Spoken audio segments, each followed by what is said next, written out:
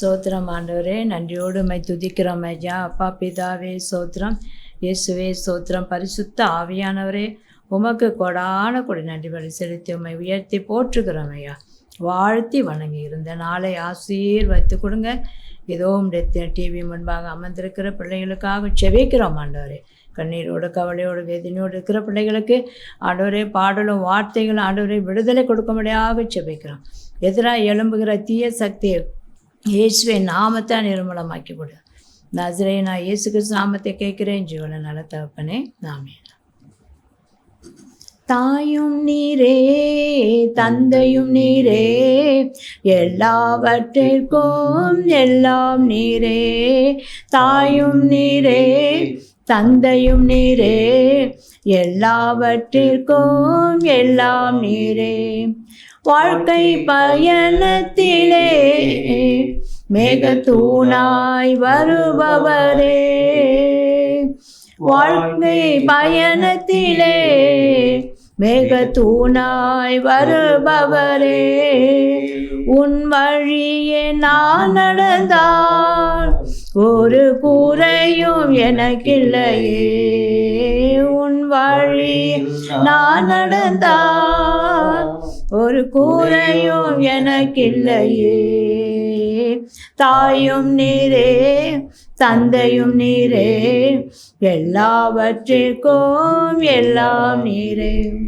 கூடாத காரியம் ஒன்றுமில்லை, உம்மால் கூடாத காரியம் ஒன்றுமில்லை. கூடாத காரியம் ஒன்றுமில்லை, உம்மால் கூடாத காரியம் ஒன்றுமில்லை. என் வழிகள் எல்லாம் அறிந்தவரே, நிம்மதி எனக்கு தந்தவரே. வழிகள் எல்லாம் அறிந்தவரே, நிம்மதி எனக்கு தந்தவரே. தாயும் நீரே தந்தையும் நீரே, எல்லாவற்றிற்கும் எல்லாம் நீரே. நீரே என் கோட்டை, நீரே என் தஞ்சம், நீரே என் கண்மலை. நீரே என் கோட்டை, நீரே என் தஞ்சம், நீரே என் கண்மலை. அன்பே அன்பே ஆருயிரே, அடைக்கலமானவரே.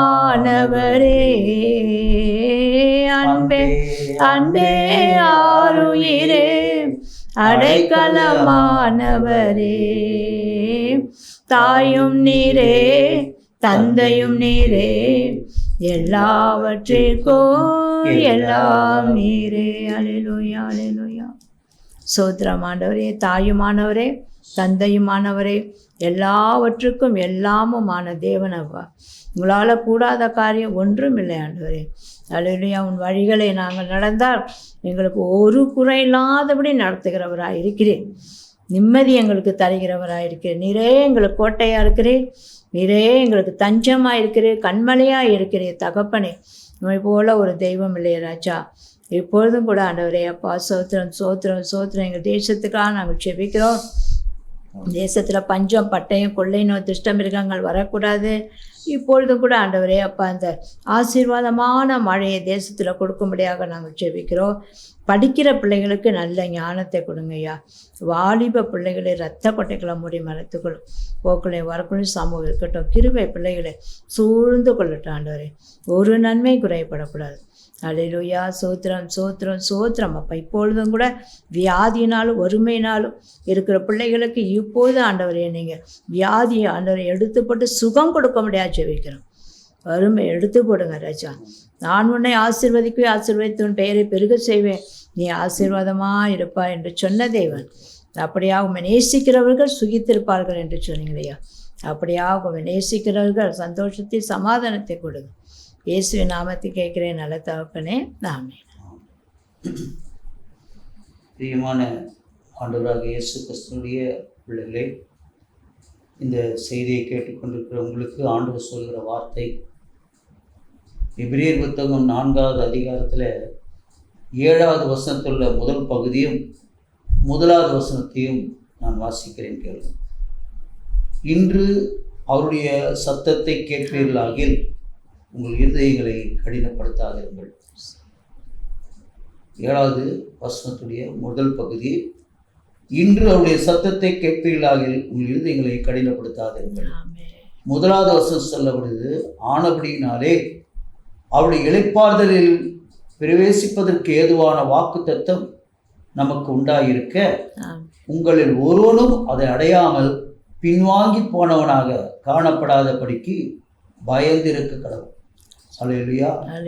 அப்ப என்ன சொல்றாருன்னா, இன்றைக்கு இந்த சத்தத்தை கேட்கிற, இந்த செய்தியை கேட்டுக்கொண்டிருக்கிற அவருடைய பிள்ளைகளாகி உங்களை பார்த்து ஆண்டவர் சொல்லுகிறார், ஒரு நாள் அவருடைய வாக்குத்தத்தம் நமக்கு சுதந்திரமாய் கொடுக்கப்பட்டிருக்கையிலே அதை பெற்றுக்கொள்ளாமல் உங்களுக்கு தடையா இருக்கிற காரியம் என்னன்னா, அவரை விட்டு பின்வாங்கி போகுது. அல்லேலூயா. பல காரியங்கள் நிமித்தமாக நீங்கள் ஜெபித்திருக்கலாம். அல்லேலூயா. பல வேண்டுதல்கள், விண்ணப்பங்களை சமூகத்தில் நீங்கள் வைத்திருக்கலாம். ஆனால் இதுவரைக்கும் அந்த காரியம் எதுவும் நிறைவேறாமலே கூட போயிருக்கலாம். கர்த்தருக்கு ஸ்தோத்திரம். ஆனால் ஆண்டவராக இயேசு கிறிஸ்து என்ன சொல்றாரு தெரியுங்களா? கர்த்தருக்கு ஸ்தோத்திரம், எக்காரணத்தை முன்னிட்டு என்னை விட்டு பின்வாங்கி போகாதுங்க, நான் ஜீவிக்கிற தேவனாக இருக்கேன். எது செய்தாலும் நன்மைக்கு எதுவாக தான் செய்வேன். ஒரு காரியம் நிறைவேறாமல் இருக்கிறது என்று சொன்னால் அதிலும் ஒரு நன்மை தான் இருக்குமே தவிர அது தீமையாய் நமக்கு அமையாது. விசுவாசிக்கணும், அவர் மேல முழு நம்பிக்கை வைக்கணும், அப்பதான் பிழைக்க முடியும். அப்படிதான் வசனமும் சொல்லுது, விசுவாசத்தினால் நீதிமான் பிழைப்பான். இன்னைக்கு இந்த உலகத்துல நம்ம பிழைத்துக் கொள்ளக்கூடிய ஒரு காலகட்டத்தில் இருக்கிறோம். அல்லேலூயா. அதாவது அழிந்து போகாதபடி நாம் பிழைத்துக் கொள்ளும்படியாக மீட்பரை நோக்கி பார்க்க வேண்டும். கர்த்தருக்கு ஸ்தோத்திரம். யோவான் புத்தகத்துல 6வது அதிகாரத்துல அல்லேலூயா 68, 69 2 வசனத்தை வாசிக்கிறேன். சீமோன் பேதுரு அவருக்கு பிரதி உத்தரமாக, ஆண்டவரே, யாரிடத்தில் போவோம்? நித்திய ஜீவ வசனங்கள் உம்மிடத்தில் உண்டே. நீ ஜீவனுள்ள தேவனுடைய குமாரனாகிய கிறிஸ்து என்று நாங்கள் விசுவாசித்தும் அறிந்தும் இருக்கிறோம். நான் சொல்ற வார்த்தையை பாரு. ஆண்டவர் சொல்றாரு, உங்களுக்கும் என் மேல் நம்பிக்கை இல்லைன்னா சிஷ்யலை பார்த்து சொல்றாரு, நீங்களே என்னை விட்டு போறதா இருந்தா இப்பயே போயிடுங்கன்ற. அதுக்கு முன்னாடி நீங்க 64 வாசிச்சு பார்த்தீங்கன்னா 64, 65, 66, 67 வசனங்களை வாசிச்சிங்கன்னா தெரியும். இல்லை 68வது வசனத்துல சீமோன் சொல்றான். அப்படி அவர் சொல்லும் போது என்ன சொல்றான்னா, சீமோன் பேதுரு அவருக்கு பிரதி உத்தரமாக, ஆண்டவரே, நாங்கள் யாரிடத்தில் போறதா போங்கன்றீங்களே, எங்க போய் நாங்கள் தங்கி இருக்க முடியும், எங்க போய் நாங்கள் பிழைத்திருக்க முடியுன்ற மாதிரி அவன் சொல்றான். போவோம், நித்திய ஜீவ வசனங்கள் உம்மிடத்தில் உண்டே. அல்லேலூயா. நித்திய காலத்துக்கு ஜீவனம் பண்ணணும்னு சொன்னாக்கா அந்த வசனம் யார்கிட்ட இருக்குதுன்னா ஆண்டவர்கிட்ட கிட்ட தான் இருக்கு. அப்படி வசனம் தான் நம்மளை ஒவ்வொரு நாளும் நடத்தி செல்கிறது. 69வது வசனம், நீ ஜீவனுள்ள தேவனுடைய குமாரனாகிய கிறிஸ்து என்று நாங்கள் விசுவாசித்தும் இருக்கிறோம், அறிந்தும் இருக்கிறோம். சும்மா விசுவாசிக்கல, உங்களை பத்தி நல்லா தெரிஞ்சிருந்து உங்க கூட அனுபவப்பட்டு பழகி, அல்லேலூயா அல்லேலூயா, உங்களுடைய குணதிசயங்கள் எல்லாத்தையும் அறிந்து நாங்கள் விசுவாசித்திருக்கிறோம். அதனால அவ்வளவு சீக்கிரம் உங்களை விட்டு நாங்கள் என்ன செஞ்சிட மாட்டோம், பின்வாங்கி போக மாட்டோம் அப்படின்னு சொல்றோம். லூக்கா புத்தகத்துல ஆண்டவர் அவனை பார்த்து சொல்றாரு, 22வது அதிகாரத்துல 31 33 வரைக்கும் உள்ள வாசனம் வாசிச்சீங்கன்னா, பின்னும் கர்த்தர் சீமோனே சீமோனோ, இதோ கோதுமை சுளைக்கினாலே புடைக்கிறது போல சாத்தான் உங்களை புடைக்கிறதுக்கு உத்தரவு கேட்டுக்கொண்டான். சொல்ற, உனக்கு ஏதோ ஒரு பெரிய சோதனை வரப்போகுது, அந்த சோதனை செய்யும்படியாக எப்படி யோபு கிட்ட சோதிக்க போகிற பிசாசு பர்மிஷன் வாங்கி போனானோ, உத்தரவு வாங்கி போனானோ ஏசப்பா கிட்ட, அதே போல உன்னை சோதிக்கும்படி பிசாசு என்கிட்ட என்ன செஞ்சிருக்கிறான், உத்தரவு வாங்கியிருக்கிறான்.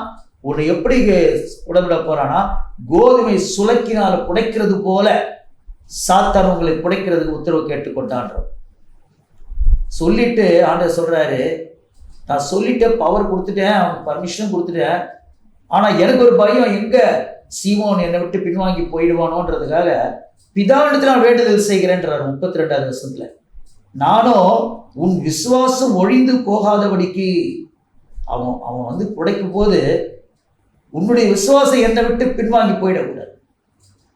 ஏசப்பா இருந்து என்னை காப்பாற்றவாரா காப்பாற்ற மாட்டாரோன்னு அந்த சந்தேகம் உனக்கு வந்துடக்கூடாது என்பதற்காக அல்லேலூயா உனக்காக நான் வேண்டிக் கொள்ளுகிறேன். நீ குணப்பட்ட பின்பு உன் சகோதரி ஸ்திரப்படுத்தின்றார். நீ எந்த அளவுக்கு ஸ்ட்ராங்கா இருக்கிறியோ இருந்து அப்புறம் மற்றவங்களும் ஸ்ட்ராங். இன்னைக்கு நிறைய பேர் ஊழியக்காரர்கள் விசுவாசிகள் யாரா இருக்கட்டுமே இயேசுவை தேடுறாங்க, ஊழியமும் செய்வாங்க, 4 பேருக்கு இயேசு பற்றி நற்செய்தியும் சொல்லுவாங்க. ஆனால் ஒன்று விசுவாசி என்ன பண்ணுவான், ஏதாவது ஒரு காரியத்தில் வந்து கோதுமை புடைக்கிறது போல புடைக்க வரும். ஆனால் அந்த நேரத்தில் அவங்க என்ன ஆகிடக்கூடாது, விசுவாசத்தில் சோர்ந்து பின்வாங்கி போயிடாதபடி அவங்க திடப்படணும். வல்லமையை பெற்றுக்கொள்ளணும் ஆண்டவர்கிட்ட. அல்லேலூயா பெற்றுக்குன்னு அவங்க மற்றவர்கள் என்ன செய்யணும், திடப்படுத்தணும். அதுதான் மிக முக்கியம். முதல்ல திடப்படுத்துகிற நாம் என்ன செய்யணும், திடப்பட்டவர்களா இருக்கணும். ஆண்டவர் மேல உள்ள விசுவாசம் கொஞ்சம் கூட குறையக்கூடாது. 33 சொல்றாரு, அதற்கு அவன் ஆண்டவரே, அவன் சொல்றான், அவர் அப்படி சொல்லும் போது சொல்றான், ஆண்டவரே காவலிலும் சாவலிலும் உம்மை பின்வாங்கி வர உம்மை பின்பற்றி வர ஆயத்தமா இருக்கிறேன் என்றான். உன்னை பின்பற்றுறதை விட்டு நான் பின்மார்க்கமா போயிடுவேன் நீங்க சொல்றீங்களே, எனக்காக நான் ஜெபம் பண்ணிக்குவேன்றீங்களே, அப்படிப்பட்டவன் நான் அல்ல. நான் எப்படிப்பட்டவனா, என்னை சிறைச்சாலையில காவலில் போட்டாலும் சரி, எனக்கு மரண தண்டனையே கொடுத்தாலும் சாவிலும் சரி, நான் ஒரு நாளும் உம்மை விட்டு நான் என்ன செய்ய மாட்டேன், பின்வாங்கி நான் போக மாட்டேன். அல்லேலூயா, நான் அதுக்கு ஆயத்தமா இருக்கிறேன்றான். கர்த்தருக்கு ஸ்தோத்திரம். அதே 34 வருஷத்துல ஆண்டவர் சொல்றாரு, நீ சேவல் கூறுறதுக்கு முன்பே என்னை அறிந்திருக்கிறது, நீ சேவல் கூறும் முறை நீ என்னை அறிந்திருக்கிறது 3 தடவை என்னை மறுதலிப்பான்ற. அல்லேலூயா, கர்த்தருக்கு ஸ்தோத்திரம். என்னை 3 வாட்டி என்ன பண்ணுவேன், நீ சேவல் கூறத்துக்குள்ள என்னை நீ மறுதலிச்சிடுவேன். அவன் சொல்றான், நான் காவலிலும் ஓட கூட இருப்பேன், சாவிலும் ஓட கூட இருப்பேன்றான். ஆனா ஆண்டவர் சொல்ற தெரியுமா, அவனை பத்தி அவருக்கு தெரியும். அவர் சொன்னாரு, இல்ல நீ சேவல் கூறதுக்கு முன்பாக 3 வாட்டி என்ன பண்ணுவேன், நீ என்ன மறுதலிப்பேன்ற. விடிய காலையில நீ ஏந்திரிக்கிறதுக்குள்ள சேவல் கூறதுக்கு முன்பாகவே என்னை 3 வாட்டி உன்னை வந்து சோதிக்க வருவாங்க, 3 வாட்டி நீ மறுதலிப்பேன்னு தான் சொன்னார். என்னை யாரும் தெரியாதுன்னு சொல்லுவேன். அல்லேலூயா. அதுவும் எப்படி சொல்றான் பாருங்க, அந்த லூக்கா 22 57 வருஷத்துல ஒரு வேலைக்காரி வந்து சொல்றா, இவனும் இயேசு கூட இருந்தவன் தான் சொல்றான். அதற்கு அவன் என்ன சொல்றான், ஸ்திரீயே அவனை அறியேன் என்று மறுதலித்தான். அல்லேலூயா. அவரை எனக்கு தெரியாதுன்னு கூட சொல்ல, அவ்வளவு இதா சொல்றான், ஸ்திரீயே அவனை அறியேன் என்று சொல்லு.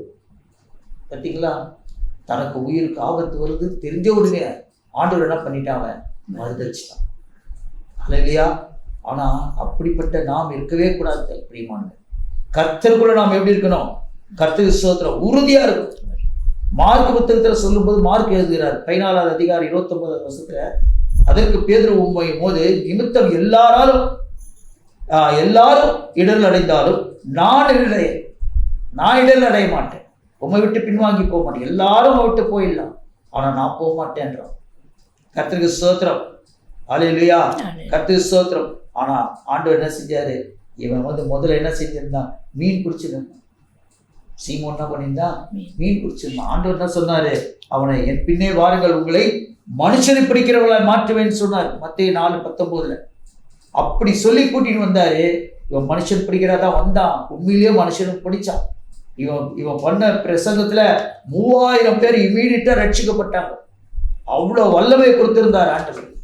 அவ்வளவு வல்லமை கொடுத்திருந்தும் அவர் சிலுவையில் அறையப்பட்ட போது, அவர் மரித்த போது, அவர் உயிர் தேர்ந்து வருவார்ன்றத அவன் என்ன செய்யல, அவன் நம்பவே இல்லை, மறுதலிச்சான். அல்லேலூயா. யோவான் புத்தகம் 21:3 சீமோன் பேது மற்றவர்களை நோக்கி, அவன் பாருங்க இன்னொரு காரியம் செய்யறான். அவன் என்ன செய்யறான்னா, தான் மாத்திரம் பின்வாங்கி போல மற்றவங்களையும் வேற கூட்டிட்டு போயிட்டான். அல்லேலூயா. நீங்க யோவான் 22:3வது வருஷத்தை வாசிக்கிறேன் கேளுங்க. சீமோன் பேது மற்றவர்களை நோக்கி மீன் பிடிக்க போகிறேன் என்றான். நான் மீன் பிடிக்க போறேன் பழையபடி என்றான். அதற்கு அவர்கள், நாங்களும் உம்மோடு கூட வருகிறோம் என்றார்கள். அவர்கள் புறப்பட்டு போய் உடனே படவிலே ஏறினார்கள். அந்த ராத்திரியிலே அவர்கள் ஒன்றும் பிடிக்கவில்லை. கர்த்தரை விட்டு பின்மார்க்கமா போய் பழைய வாழ்க்கையில அல்லேலூயா ஏற்கனவே மீன் பிடிச்சிருந்தவனை மனுஷர் பிடிக்கிறா மாத்துவன் கூட்டிட்டு வந்தாரு. இவனை மனுஷர் பிடிக்கிற அளவுக்கு அதிகாரத்தை வல்லமையை கொடுத்தாரு. இவ்வளவு கொடுத்திருந்தோம். இயேசு மரித்த போது அவர் என்ன செஞ்சானா, பின்வாங்கி ஓடி போனான். ஆனா அவன் போய் அந்த பழைய வேலையை செஞ்சான் பாருங்க. ஆனா அவன் போய் அந்த ராத்திரி முழுவதும் படகுல அவனுக்கு என்ன செய்யல, ஒரு மீன் கூட அகப்படாது. அல்லேலூயா.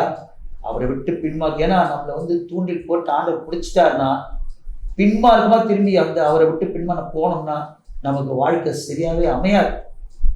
அல்லேலூயா. ஏன்னா அழைக்கப்பட்டவர்கள் அநேகர், ஆனால் அதிலே நம்ம என்ன செஞ்சிருக்கிறார், அவர் தெரிந்து கொள்ளப்பட்டவர்களா வைத்திருக்கிறார். அல்லேலூயா. உங்களை முன்குறித்து அழைத்திருக்கிறார். உங்கள் தாயின் கர்ப்பத்திலே முன்குறித்திருக்கிறார். நீதிமானாய் மாற்றி இருக்கிறார். மகிமைப்படுத்திக் கொண்டு வந்தும் இருக்கிறார். இனி மகிமைப்படுத்தவும் போகிறார். ஆகால் எக்காரணத்தை மட்டும் இந்த செய்தியை கேட்டுக்கொண்டிருக்கிற நீங்கள் ஆண்டவரை விட்டு பின்மார்க்கமாய் போய்விடாதபடி எச்சரிக்கையாயிருங்கள் என்று கர்த்தர் சொல்லுகிறார். ஜெபம் பண்ணுவோமா? அன்பான தேவனே, அருமை இரட்சகரே, எக்காரணத்தை விட்டு எந்த சூழ்நிலையிலும் ஏசப்பா அவரால் இதை செய்யக்கூடாத காரியம் என்று அவர்கள் அவிசுவாசப்பட்டு அவரை விட்டு பின்மாறுமாய் போகாதபடி தங்கள் இருதயங்களை ஸ்திரப்படுத்த கர்த்தர் கிருபை செய்கிறாரா. பலப்படுத்துக தகப்பனே. பரிசுத்த ஆவியை தாமே உங்களிடத்தில் வரும்போது பலன் அடைவீர்கள் என்று சொன்னீரே. அவர்கள் காலி பாத்திரமாய் இல்லாதபடி நிரம்பி ஒழிகிற பாத்திரமாய் அவர்களை நிரப்பு. இப்போதே நிரப்பு. கேளுங்கள் கொடுக்கப்படும் என்று சொன்னீரே. பரிசுத்த ஆவியை கேட்டு பெற்றுக்கொள்ளட்டும். பரிசுத்த ஆவியின் ஒத்தாசுடன் நசரேயனாகிய இயேசு கிறிஸ்து என்ற வல்லமையுள்ள இனிய நாமத்தில் கேட்கிறோம் ஜீவனுள்ள பிதாவே. ஆமென்.